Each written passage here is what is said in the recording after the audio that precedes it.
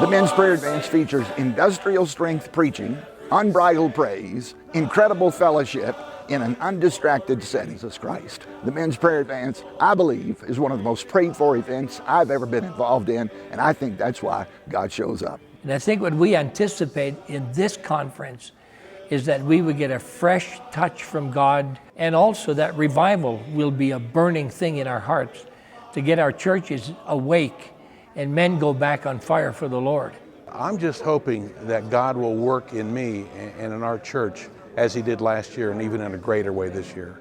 Boy, there's something to say about the scriptural admonition for us to love one another, to be accountable to one another, to pray for each other. These things came together. It wasn't just preaching and leave. You know, that meant a lot to me. I guess the thing that stands out the most is the vibrant singing and the emphasis on faith as we pray. That sounds like that should automatically be what we would do when we pray anyway. And yet it's that reminder that it's by faith, trusting in God and giving Him the glory when we pray. That has really been something that stood out to me. The most significant event so far has been today's Sweet Hour of Prayer.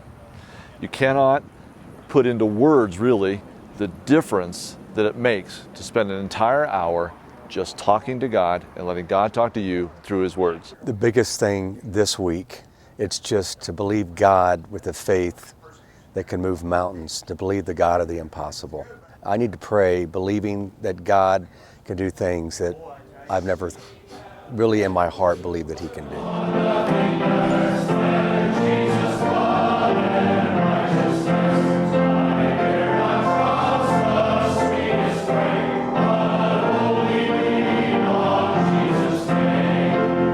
I'm Craig Scott, and I'm pastor of Woodside Baptist Church.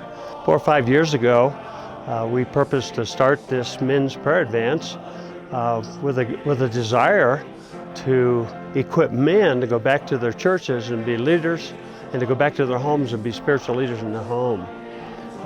We have seen men go back, confess sin, make their conscience clear to their wives, their families, their churches, become great leaders, and we've seen revival spread through some of the churches. So really one of our desires is to lift up the hands of the pastors and to lift up the hands of the fathers, and have a good solid leader in the home as a leader for God.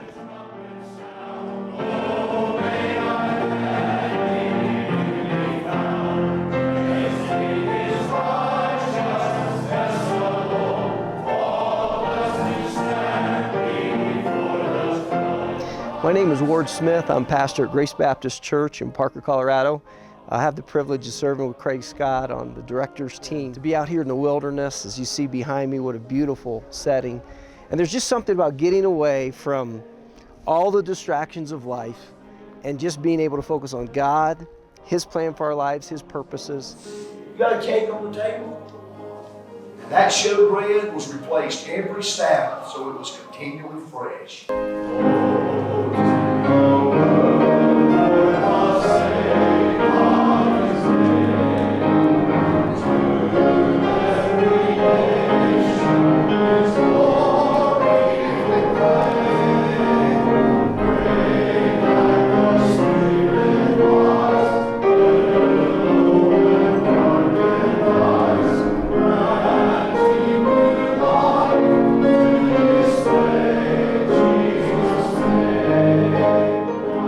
My name is Dale Massengale, and I pastor the Pleasant View Baptist Church in McQuady, Kentucky. This is my first time being here, and I was asked to come and speak in the general sessions. But the emphasis, of course, is not just on prayer. It's on men and their lives and what they're doing as far as their influence as a child of God in the world that we live in. Of course, all of which is strengthened and empowered by a prayer life, a consistent prayer life, and a life that is dedicated in making intercession for those around them. You know, as we've come here together for about 48 hours of instruction, prayer time, mutual encouragement, you know, it's like just a little dot on a long line of our lives of 365 days for a year. I'm praying that men can take some of the tools that have been given through the speakers, through the mutual encouragement, whether it's fellowship at a meal, a prayer time together. We're often encouraged to pray with people we've never prayed with before, and that can become very meaningful. But that we take these tools and that we incorporate them into our daily lives, that God would supernaturally give us that spirit of revival, not just a couple days a year like a men's prayer advance, but every day of our lives. The people served the Lord all the days of Joshua and all the days of the elders that outlived Joshua, who had seen all the great works of the Lord that he did for Israel.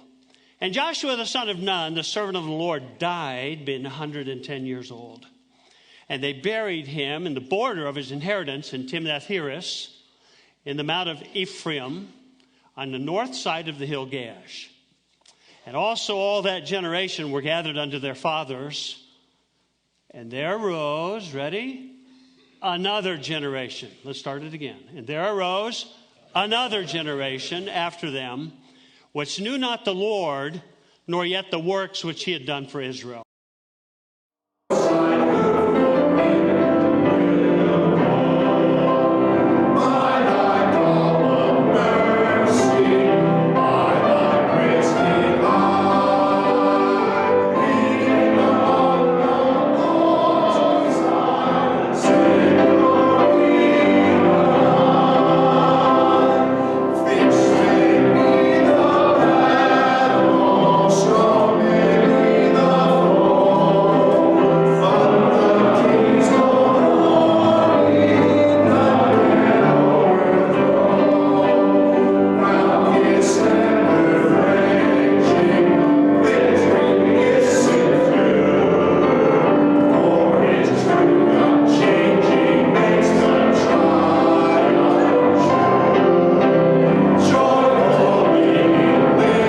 I'm so glad that you're here at the Prayer Leader Training Time. I believe this is one of the most important elements in the prayer advance, these prayer meetings that take place after the evening services, where our hearts are knit together, where we open up our souls one to the other. So there's going to be some recommendations that are going to be given by others. Gentlemen, be the ones who take the lead. If you're looking for a church, come on, stand fast in the faith. You do the searching. You take the leadership and say,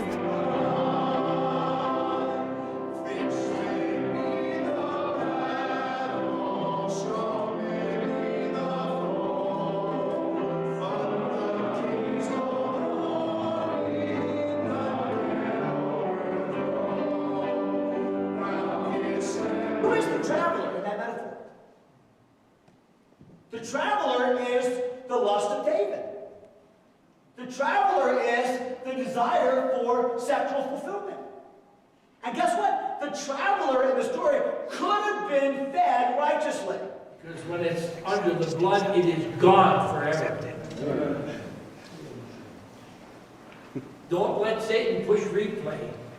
What did this men's prayer advance mean to you, and how might this have impacted your life? Yeah, I thought I was here to pour more into the prayer advance, or more into the retreat here, but I've gotten so much out of the prayer and the fellowship with the other men here from all over the country. I met a young man from Panama, and I just fell in love with him and just what his ministry is doing, and it just was a wonderful experience just to get down on my knees and pray again with men and worship the Lord as a group of men. It was just wonderful experiences. Yes. My name is B.J. Schultz, and I'm a missionary in Tanzania, East Africa. And the one message was referring specifically to these kind of situations where people are backstabbing you or people are hurting you. And the message had the idea that, you need to face it and then erase it. Allow God to take that from you. Fantastic. The music is fantastic. And just the camaraderie of being with the men of like believers, and just being able to communicate and have a good time, be able to talk with each other, fellowship, gather together for prayer.